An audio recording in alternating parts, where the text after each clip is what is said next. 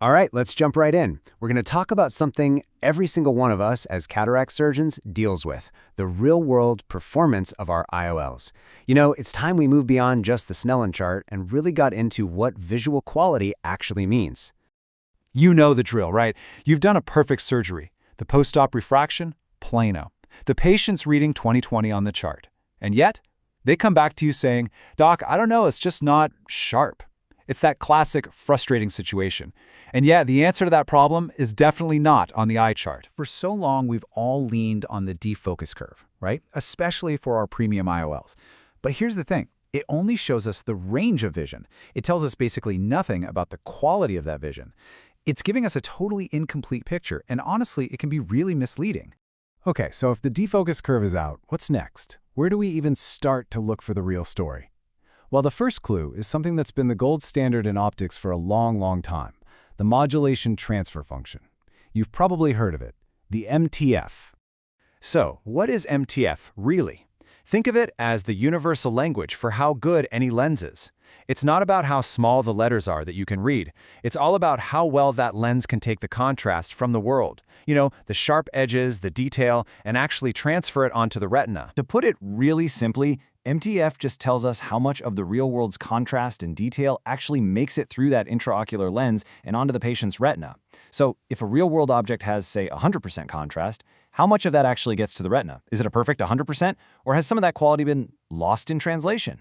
You know, think of it like this. An optical system can easily reproduce big, bold patterns. That's what we call low spatial frequency. But its true performance is really tested when it tries to reproduce those very fine, closely spaced details. You know, like the texture of a piece of fabric or leaves on a distant tree.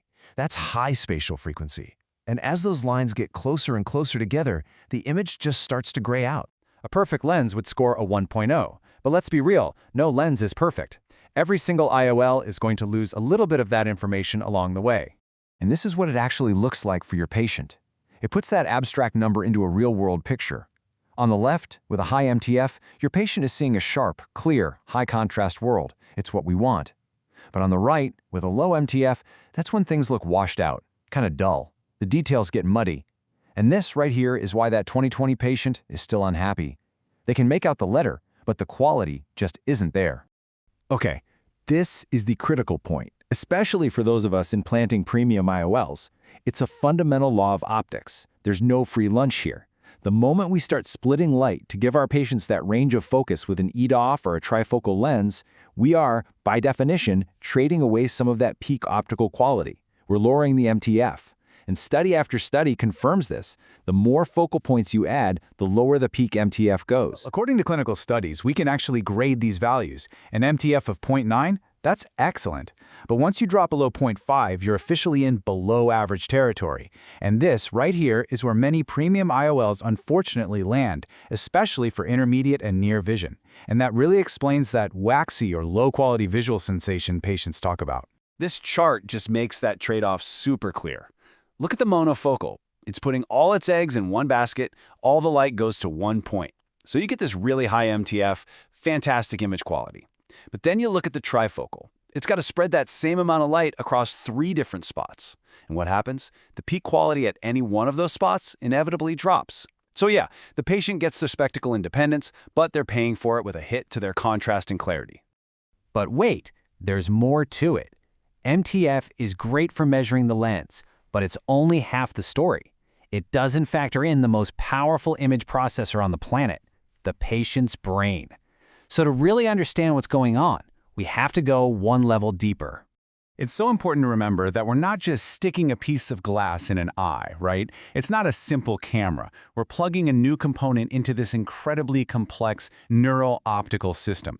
And the brain is amazing. It cleans up the signal, it sharpens edges, it learns to ignore aberrations. We call it neuroadaptation. So the big question becomes, how on earth do we measure vision quality in a way that actually includes what the brain is doing? And that's where this next metric comes in. The Visual Strehl Optical Transfer Function, or VSOTF. Seriously, just think of it as MTF 2.0. It's the next level. It takes all that raw optical data, the MTF stuff, and then it applies a special filter that basically simulates how the human brain processes that image. So what you get isn't just what the lens is doing, it's a much better prediction of what your patient is actually perceiving. So this is how it all works under the hood. You start with the wavefront data from the eye. That gives you a map of all the little optical imperfections. Then, the system calculates the VSOTF across a whole range of different focal points. And that peak, right there at the top of the curve, that's the magic number. It tells you the absolute best perceived image quality for that patient and exactly where their best focus is. It's the bridge between the physics of the eye and the patient's actual experience. So, does this thing actually work? Oh yeah. There is a huge study by Marsac, Thibos, and Applegate, and what they found was pretty mind-blowing. VSOTF could explain a staggering 81% of the difference in visual acuity between patients. 81%! I mean, to put that in perspective, other metrics they looked at, like the standard RMS error, had basically zero predictive power. So this isn't just a small improvement, it's a massive leap forward in accuracy. And it's not just one study. The scientific community is really behind this. This quote sums it up perfectly. VSOTF is pretty much one of the best tools we have for describing how well someone is going to see. And the most important part? This isn't just some theory stuck in a lab. We can actually measure this in the clinic. And this, for me, is the most exciting part of this whole conversation. This is about empowerment. It means you don't have to just take the manufacturer's word for it, looking at their perfect, idealized lab data. You can get this data yourself, in your clinic, on your own patients. And the crazy thing is, many of you probably already have the technology to do this. That Shack-Hartman wavefront sensor, it's the engine inside arabometers, like the iTrace. So this isn't some futuristic research-grade piece of equipment. It's a tool sitting right there in your clinic that can give you all the data you need to calculate both MTF and VSOTF on every single patient you see. So, what does this actually look like in practice? It's actually super simple. You do your normal post-op checks, just like always.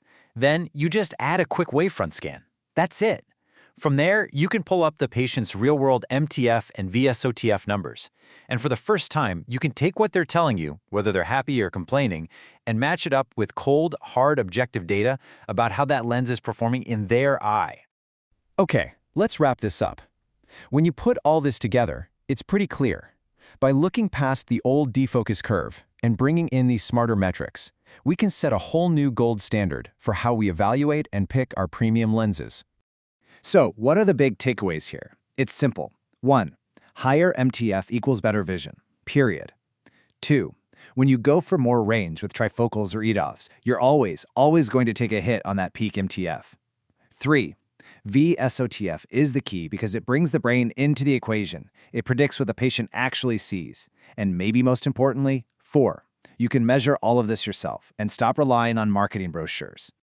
So the new goal, the new definition of success, isn't just getting a patient a good defocus curve. It's about truly understanding the quality of vision they have and picking the IOL that gives them the absolute best optical performance that we can objectively measure. Look, the path forward seems pretty clear, doesn't it? We should be choosing the IOL with the highest MTF and VSOTF we can get while still hitting our patients' lifestyle goals. So I'll just leave you with this one final thought. Are you still asking the company reps for these numbers, or are you going to start looking for them yourselves?